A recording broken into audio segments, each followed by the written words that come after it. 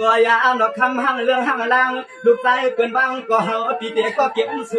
สู่นอกเป็นห้างผมลูกแม่ก็เฮาปีเตเสื้อเอาคำอุ่นขอบวางเอาเกี้ยวเกี้ยวลูกยิงอ่อนช่วงวันไม่หลับตาเขาปีเตก็มือเสื้อเอาคำอุ่นขอบวางก็ตัวจดฟังไปจอลูกยิงลูกชายนวลไม่หลับตานะ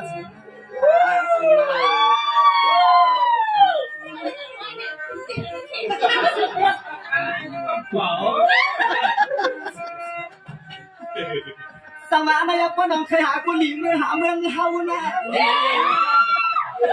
พ่อน้องเคยหาคนหลีเมื่อหาเมืองเฮาพ่อน้องเคยยากคนเก่าที่สุนังยังอยากให้ใครคุยทันไหน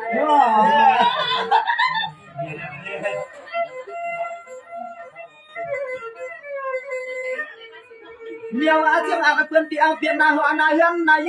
น้องมีวันนึกไว้ว่าเตียงฟ้องห่มเธอในแต่น้องยิ่ง